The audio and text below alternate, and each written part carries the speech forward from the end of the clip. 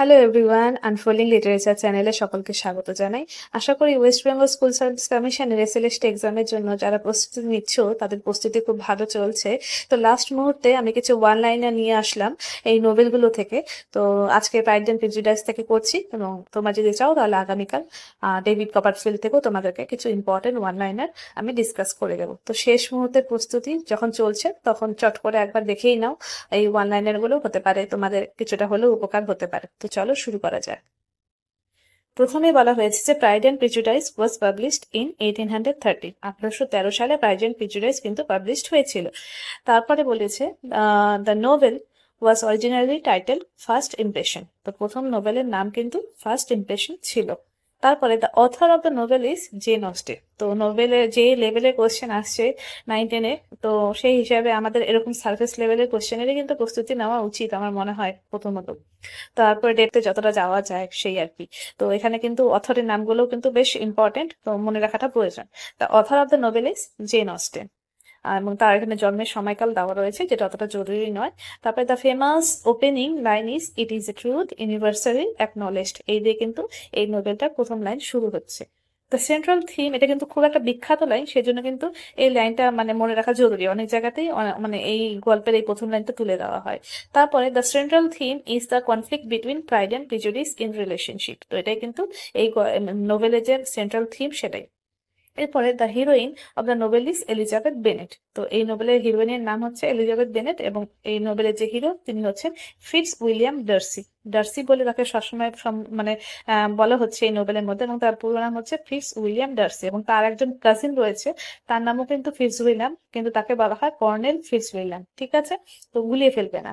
তারপরে Elizabeth is the second daughter of mister and Mrs Bennett. ঠিক আছে, mister এবং মিসেস বেনেট এরা হচ্ছে দম্পতি এই নোবেলের একজন, এবং তাদের 5টি মেয়ে রয়েছে, এবং তার মধ্যে এলিজাবেথ কিন্তু তাদের দ্বিতীয় মেয়ে। এরপরে Darcy is the wealthy master of Pemberley estate. তো পেম্বারলে এস্টেট বলে একটি জায়গা রয়েছে, সেটা ডার্সির নিজস্ব। এবং Mr Bingley Darcy spent rent Netherfield Park. তো মিস্টার বিংলে এই নোবেলে দেখা যায় যে কিনা নেদারফিল্ডে এসেছে, এবং সেখানে একটি পার্ক ভাড়া, নেদারফিল্ড পার্ক নামে একটি জায়গা, সেটা ভাড়া নিয়েছে। Jane Bennet is the eldest Bennet daughter and marriage Mr Bingley. তো এই নোবেলের শেষে দেখা যায় যে জেন বেনেট মিস্টার বিংলেকে বিয়ে করে, এবং তাদের যে সম্পর্ক কিভাবে তৈরি হয় সেটা কিন্তু এই পুরো নোবেলের মধ্যে দিয়ে দেখানো হয়েছে। এবং তিনি হচ্ছে বেনেট ফ্যামিলির মানে এল্ডেস্ট ডটার, সব থেকে বড় মেয়ে। এবং Lydia Bennet the youngest and elopes with George Wickham. তো লিডিয়া বেনেট হচ্ছে গিয়ে এই যে 5জন মেয়ে রয়েছে মিস্টার আর মিসেস বেনেটের, তাদের মধ্যে সব থেকে ছোট মেয়ে। এবং সে কিন্তু জর্জ উইখাম নামে একজন কি বলবো ডিফেন্সের একজন বেশ কিছু অফিসার সেখানে দেখানো হয় আনবি, এবং তার সাথে কিন্তু সে পালিয়ে যায়। জর্জ উইখাম সম্পর্কে আমরা জানবো একটু। তো Charlotte Lucas marries Mr Collins for financial security. তো শার্লট লুকাস গল্পের মধ্যে দেখানো হয় তিনি হচ্ছে এলিজাবেথের একজন ফ্রেন্ড, এবং তিনি মিস্টার কলিন্স হচ্ছে এলিজাবেথের কাজিন। তো তাকে বিয়ে করেন কেন? কারণ তার সাথে বিয়ে করলে ফাইন্যান্সিয়াল সিকিউরিটি একটা পাওয়া যাবে। তিনি কিন্তু তাকে ভালোবেসে বিয়ে করেননি।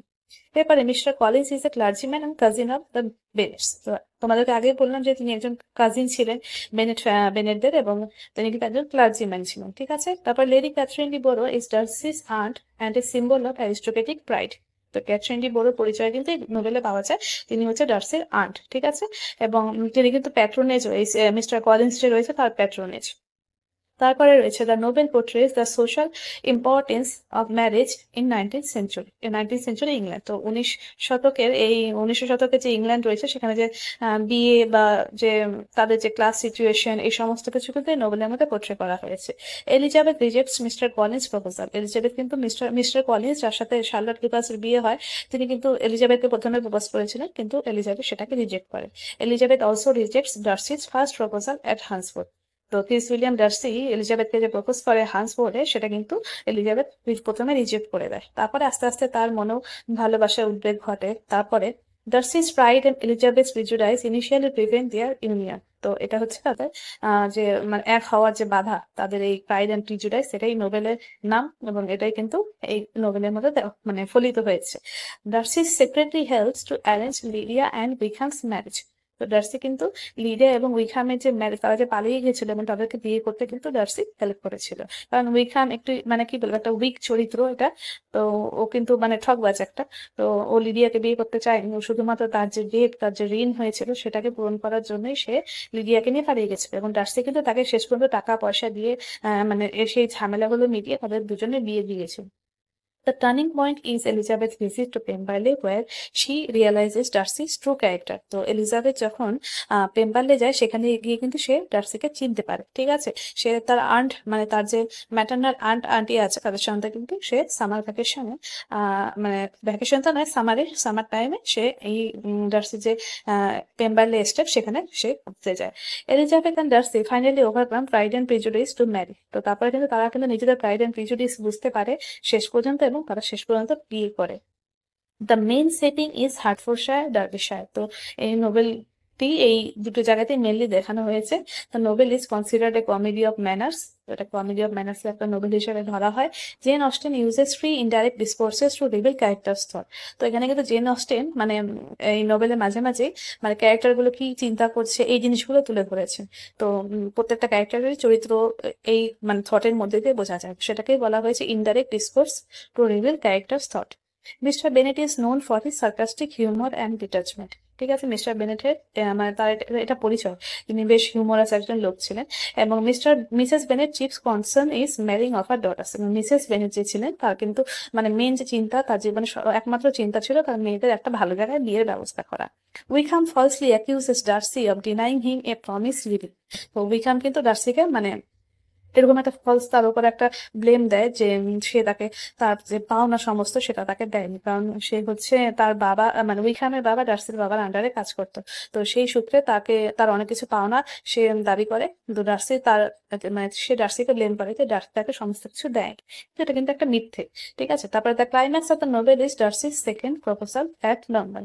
তারপরে শেষ পর্যন্ত মানে নোভেলের যেটা পরিণতি সেটা হচ্ছে ডার্সি আবার মানে দ্বিতীয়বার প্রপোজ করে এলিজাবেথকে ইংল্যান্ড সরি লংবর্নে, যেখানে এলিজাবেথ ফ্যামিলি থাকে। এরপরে the narrative ends with double marriage of Elizabeth, Darcy and Jane Bingley. তো এই নোবেলটি শেষ হয় দুটো বিয়ে দিয়ে, একটা হচ্ছে এলিজাবেথ এবং ডার্সি এবং দ্বিতীয় হচ্ছে জেন এবং বিগলে। তো এই মোটামুটি এতগুলো ওয়ান লাইনে তোমাদের সাথে ডিসকাস করলাম, আশা করি তোমাদের কিছুটা হলেও উপকার হবে। এবং তোমরা যদি চাও ডেভিড কপারফিল্ড থেকেও ওয়ান লাইনের ডিসকাশন, তাহলে কিন্তু অবশ্যই কমেন্ট করো, ঠিক আছে। এক্সামের জন্য তোমাদের অগ্রিম best of luck. Thank you so much এতক্ষণ অব্দি ভিডিওটি দেখার জন্য।